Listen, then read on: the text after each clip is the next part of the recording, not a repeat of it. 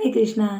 श्रील प्रभुपाद जी की जय और प्रसाद सेवन प्रार्थना की जय। तो आज हम सीखने वाले हैं कि प्रसाद को ग्रहण करने से पहले हमें कौन सी प्रार्थना को हमेशा स्मरण करना चाहिए और एक बार गाना चाहिए, अपने मुख से बोलना चाहिए, क्योंकि अपने मुख से हमें हर चीज़, जैसे हरे कृष्ण कृष्ण कृष्ण हरे हरे, हरे राम राम राम हरे हरे, हमें इसे अपने मुंह से बोलना है और कानों से सुनना है। तो यही तरीका बताया है हमारे आचार्यों ने महामंत्र जप का। तो उसी तरीके से हमें कुछ भी मन में ऐसा नहीं सोचना चाहिए। बहुत सारे लोग ऐसा बोलते हैं कि हम तो मन ही मन में करते रहते हैं, सब मन में हम जप कर लेते हैं, ठीक है, और हम तो ऐसे ही कर लेते हैं, हम वैसे ही जप कर लेते हैं और जो भी कुछ है। लेकिन हमारे आचार्य बताते हैं कि हमें अपने मुख से बोलना है, उच्चारण करना है और अपने कानों से सुनना है। This is the way. तो इसी तरीके से हमें इसे गाना चाहिए। तो क्या है, महाप्रसादे गोविंदे नमो ब्रह्मणि वैष्णवे स्वअल्प पुण्यवताम राजन विश्वसो नव जायते। तो क्या है, महाप्रसादे गोविंदे। तो सबसे पहले तो हमें पता है कि हमें जो भी कुछ पाना है उसे भगवान को भोग में अर्पित करने के बाद जो उचिष्ट हमें मिलेगा, हमें उसे पाना है। और ऐसा श्रीमद् भगवद गीता में भी श्लोक आया है जिसमें बताया गया है कि अगर हम भगवान को भोग लगाए बिना कुछ भी पाते हैं, भुज्यते ते त्वघम पापा यज्ञाशिष्ट न संतो मुच्यन्ते सर्व किल विषयी भुज्यते ते त्वघम पापा और पच्यन्ति तत् कारणात्, इस तरीके से है। तो इसमें क्या बताया है कि यज्ञ शिष्ट न संतो, जो यज्ञ में अर्पित किया हुआ जो भोजन है, जो भगवान को भोग लगाया हुआ जो भोजन है, जो संत हैं वो उसी को ही पाते हैं। तो आप डिसाइड कीजिए कि आप साधक बनने की कोशिश कर रहे हैं और क्या भक्ति करने का प्रयास कर रहे हैं। तो आपको भी क्या करना है, हमेशा भगवान को अर्पित किया हुआ भोग प्रसाद ही ग्रहण करना है। तो फिर क्या कह रहे हैं, उनके जो भोजन होता है, वो जो अन्न होता है, उसका सारा पाप जो है वो नष्ट हो जाता है। सर्व किल विषय। फिर क्या है, भुज्यते ते त्वघम पापा। वो जो लोग हैं जो बिना अर्पित किया हुआ भोजन ग्रहण करते हैं वो पाप खाते हैं। और पच्यन्तात्म कारणात्। तो क्या है, हमें भगवान को भोग लगाना है सबसे पहले, हम जो भी पाना चाहते हैं, है ना। तो उस तरीके से जहाँ तक पॉसिबल हो सके स्वच्छता से बनाना है और उसको पाना है, भगवान को भोग अर्पित करना है और फिर पाना है। तो हम पापों से धीरे धीरे बचेंगे। अच्छा, तो फिर क्या करना है, भगवान को भोग लगाने के बाद जब उस प्रसाद को ग्रहण करना है तब भी हमें इसको ये जो प्रसाद सेवन प्रार्थना है इसको गाना है, ताकि हम अपने मन को बार बार कंट्रोल में ला सकें, हम अपनी जिह्वा को बार बार कंट्रोल में ला सकें और वैष्णवों का स्मरण कर सकें कि हम किन की परंपरा में चल रहे हैं, है ना। तो चलिए, महाप्रसादे गोविंद। तो ये महाप्रसाद हो जाता है जब गोविंद जो भगवान है उनसे ये उच्छिष्ट आता है और फिर जो कमला देवी हैं वो इसको ग्रहण करती हैं। और इसकी भी बहुत सुंदर कथा है कि उन्होंने अपने सारे बच्चों के लिए, है ना, इस प्रसाद को मांगा था भगवान से कि मुझे सिर्फ मुझे नहीं चाहिए। जो माँ होती है वो सब अपने सारे बच्चों के लिए चाहती है। तो उन्होंने ये मांगा था भगवान से कि मुझे सिर्फ अपने लिए नहीं चाहिए है आपका प्रसाद, मुझे अपने सारे बच्चों के लिए चाहिए। तो जब भी भगवान को भोग अर्पित किया जाता है उसके बाद कमला माता जो हैं वो इसको ग्रहण करती हैं और फिर ये महाप्रसाद बन जाता है। तो और जो भगवान के शुद्ध भक्त हैं वो उसको ग्रहण करते हैं। उसके बाद जब ये आता है तो ये महाप्रसाद बन जाता है। तो क्या है, महाप्रसादे गोविंदे। तो गोविंद से जो आने वाला महाप्रसाद है, नाम ब्रह्मणि वैष्णवे। तो इसका एग्जैक्ट मीनिंग, हे राजन गोविंद के महाप्रसाद नाम ब्रह्म तथा वैष्णव भक्तों में कम पुण्य वालों को विश्वास नहीं होता। तो क्या उनके नाम में और ब्राह्मणों में और वैष्णवों में जो स्व अल्प पुण्यवताम राजन, जो स्व अल्प कम पुण्य वाले जो लोग हैं उन्हें विश्वास नहीं होता है राजन। तो विश्वासो नव जायते, उनको विश्वास नहीं होता है ना। बहुत लोग ये ऐसा बोलते हैं कि भगवान को भोग अर्पित करते हो, भगवान को ही खाते हैं इस तरीके से। जब हम क्या पंच महाभूत के शरीर होके हम खा सकते हैं तो भगवान होके नहीं खा सकते हैं क्या? तो ये उनकी नास्तिकता है जो वैसा सोचते हैं, ठीक है। तो ऐसे ही जिनके जो पुण्य कम होते हैं ना, वो ऐसा सोचते हैं कि ये महाप्रसाद क्या, भगवान क्या कहीं खाते हैं, ऐसा कुछ। तो इस तरीके से, लेकिन वो महाप्रसाद है, वो भगवान से आया है, भगवान ने उसको टेस्ट किया है और हमारे लिए उसको भेजा है। तो क्या कह रहे हैं, महाप्रसादे गोविंदे नाम ब्रह्मणि वैष्णवे। तो जो भी है ब्राह्मण, नाम, वैष्णव और महाप्रसाद के प्रति जिनके पुण्य कम होते हैं ना, वो विश्वास नहीं करते हैं। तो हम भी कोई बहुत महान नहीं है, तो बार बार जब हम इसको अपने मुख से उच्चारण करेंगे और जब हम उच्चारण करेंगे तो उसको स्मरण भी करेंगे, कहीं ना कहीं मन में बात घूमेगी। तो जब हम बार बार प्रसाद सेवन करते वक्त इसको गाएंगे, इसको बोलेंगे, तब हम भी धीरे धीरे नाम, ब्राह्मण, वैष्णव और महाप्रसाद के प्रति अपनी रति जागृत कर पाएंगे। तो इसीलिए हमें इसे गाना चाहिए। तो क्या है, महाप्रसादे गोविंदे नाम ब्रह्मणि वैष्णवे स्व अल्प पुण्यवताम राजन विश्वसो नव जायते। फिर क्या कह रहे हैं, शरीरे अविद्या जान जड़ इंद्रिय ताहे काल जीवे फैले विषय सागरे। तो क्या है, शरीर अविद्या जाल, ये जो शरीर है ये अविद्या का है ना जाल है। और क्या है, जड़ इंद्रिय, जो इंद्रियां हैं जो जड़ हो रखी हैं वो क्या है, काल है, वो है ना, इंसान के लिए काल है। जीवे फैले विषय सागरे, जो ये जीव है वो विषय भोगों के जो सागर में डूब रहा है कि नहीं, या तैर रहा होता है, उसमें तैरने की कोशिश कर रहा होता है या तो डूब रहा होता है, जो भी है, लेकिन विषय सागरे क्या में जीव है। उसके बाद क्या है, तार मध्य जीवाति, पहले इसका एग्जैक्ट मीनिंग ले लेती हूँ। शरीर अविद्या का जाल है, जड़ इंद्रिय जीव की कट्टर शत्रु है। जो जड़ इंद्रियां हैं, जो हमारी सेंसेस होती हैं, हमारी 5 सेंसेस वैसे 11 होती हैं। तो क्या है, जो जड़ इंद्रियां हैं हमारी, वो कट्टर शत्रु हैं। फिर क्या है, क्योंकि वे जीव को भौतिक विषयों के भोग के इस सागर में फेंक देती है। इन इंद्रियों में जिह्वा, इसके बाद अगली लाइन में आएगा, जिह्वा अत्यंत लोभी और दुर्मति होती है। संसार में इसको जीत पाना बहुत कठिन होता है।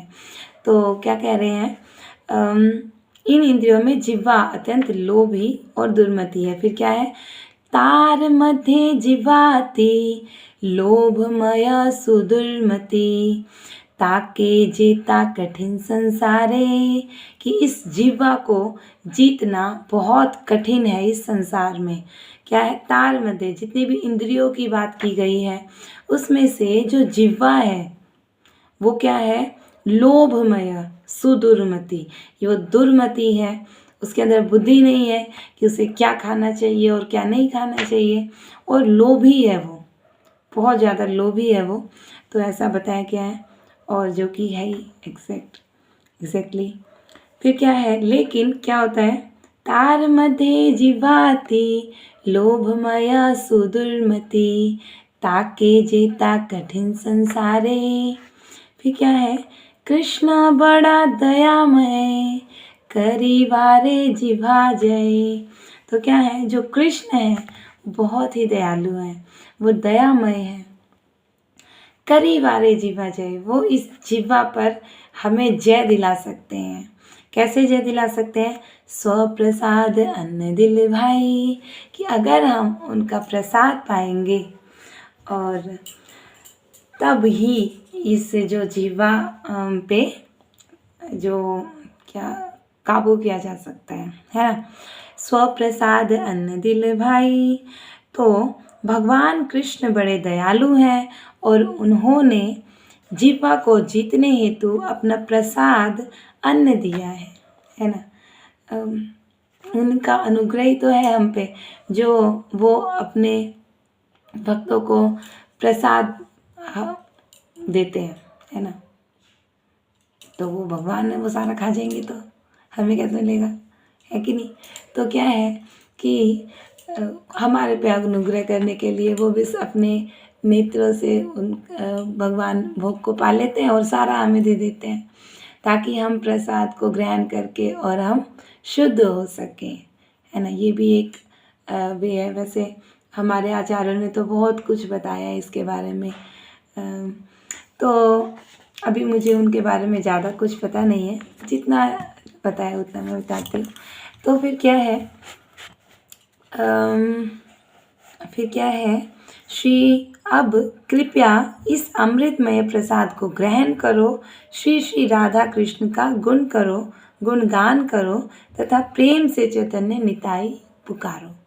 तो फिर आगे क्या कह रहे हैं, कृष्णा बड़ा दयामय, कृष्णा बड़ा दयामय, करी वारे जिभा जय, स्वप्रसाद अन्न दिल भाई, से अनामृत पाओ, राधा कृष्णा गुण गाओ, स्वप्रसाद अन्न दिल भाई, से अनामृत पाओ, राधा कृष्णा गुण गाओ, प्रेमे डाको चैतन्य निताई। तो क्या है, हमें यही अन्नामृत पाना है, हमें भगवान के भोग के अलावा और कुछ नहीं पाना है। तो मैं भगवान से और सभी वैष्णव से प्रार्थना करती हूँ कि मैं भी ऐसा कर पाऊँ कि मैं भगवान के भोग प्रसाद के अलावा और कुछ भी ग्रहण ना करूँ। तो जो कुछ हम कहते हैं हमें कुछ अपने ऊपर भी अप्लाई करना चाहिए। तो मैं भी भगवान से प्रे करती हूँ और सभी वैष्णवों से विनती करती हूँ कि मैं भी ऐसा कर पाऊँ, मुझे वो शक्ति दीजिए, वो भक्ति दीजिए। तो क्या है, से ही अन्नामृत पाओ, तो हमें वही अन्नामृत पाना चाहिए और राधा कृष्ण गुण गाओ, राधा कृष्ण का गुणगान करते हुए हमें उस अन्नामृत को पाना चाहिए। हाँ, अब राधा कृष्ण का गुणगान करते हुए ही हमें उस अन्नामृत को पाना चाहिए। वैसे कहा जाता है कि हमें भोजन करते वक्त कुछ बोलना नहीं चाहिए, है ना, चुपचाप भोजन करना चाहिए। बट ये मटीरियल लोगों के लिए है, जो उस चीज़ को वो फॉलो भी नहीं कर पाते हैं कि वो बिना कुछ बोले और वो खाना खा ले, है ना। तो मटीरियल लोगों के लिए है ये नियम, है ना, कि बिना खाना खाते वक्त बोलना नहीं चाहिए इस तरीके से। लेकिन हमें बोलना है, क्या बोलना है हमें, राधा कृष्ण का गुणगान करना है हमें। जब हम प्रसाद सेवन कर रहे हैं तो हमें राधा कृष्ण का गुणगान करते हुए उस प्रसाद को ग्रहण करना चाहिए। अच्छा, हमारे पास में कोई है, कोई भी है, हमारे मित्र हो सकते हैं, हमारे परिवार वाले हो सकते हैं, बच्चे हो सकते हैं, हम सभी के सामने उनके साथ चर्चा करते हुए, भगवान का गुणगान करते हुए हम उस प्रसाद को पा सकते हैं। ठीक है। या तो फिर जो बड़े ही महान भक्त हुए हैं उन्होंने बताया कि अपने मन को बैठा लीजिए अपने पास, है ना, और उसको श्री श्री राधा कृष्ण का गुणगान करके सुनाइए। तो अगर कोई ना हो तो ये भी किया जा सकता है कि हम अपने मन को अपने पास बिठा लें, है ना। ये मन जो है वो पूरी दुनिया में विचरता रहता है ना, तो अपने मन को अपने पास बिठा लें और उसको श्री श्री राधा कृष्ण का गुणगान करते हुए प्रसाद ग्रहण करें। तो ये भी किया जा सकता है। चलिए, तो क्या कह रहे हैं कि श्री श्री राधा कृष्ण का गुणगान करो तथा प्रेम से चैतन्य निताई पुकारो, है ना। प्रेमे डाको चैतन्य निताई, है ना, प्रेम से चैतन्य निताई को पुकारो। तो इस तरीके से हमें प्रसाद ग्रहण करना है। उसके बाद फिर बोलते हैं जय श्री कृष्ण चैतन्य प्रभु नित्यानंद श्री अद्वैत गदाधर श्रीवासादि गौर भक्त वृंद हरे कृष्णा कृष्ण कृष्णा हरे हरे हरे राम राम राम हरे हरे। तो इस तरीके से ये प्रसाद सेवन प्रार्थना है जो शॉर्ट में हम महाप्रसाद को ग्रहण करते वक्त हम इस प्रसाद सेवन प्रार्थना को उच्चारण कर सकते हैं। वैसे 2 और पैराग्राफ्स हैं जो दिए हुए हैं, तो उसको भी मैं बताना चाहूँगी। और वैसे शॉर्ट में है ना, क्योंकि वक्त नहीं होता है ना हमारे पास, इसीलिए शॉर्ट में एक पैराग्राफ दिया हुआ है, 1 से 1.5 2 जो भी है, जिसको हमें स्मरण कर लेना चाहिए, है ना। तो आगे भी है, मैं बताती हूँ, लेकिन इतना जो अभी से पहले हुआ हरे कृष्णा और जय श्री कृष्ण चैतन्य, और इससे पहले महाप्रसाद गोविंद जो था, तो ये हमारी बुक्स में भी दिया हुआ है और यहाँ तक हमें उच्चारण करना चाहिए। और भक्त का भाव है कि वो पूरा भी उच्चारण कर सकता है, तो उसके लिए आगे 2 पैराग्राफ दिए हुए हैं जिसको मैं आपको बताना चाहूँगी। तो क्या है, एक दिन शांतिपुरे प्रभु अद्वैत घरे दुई प्रभु भोजने बसिलो। तो अब आ गई है कथा क्या है कि एक दिन शांतिपुर में श्री प्रभु अद्वैत घरे, जो अद्वैत आचार्य थे, उनका अद्वैत आचार्य हैं, उनका घर था शांतिपुर में, और उनका घर है शांतिपुर में।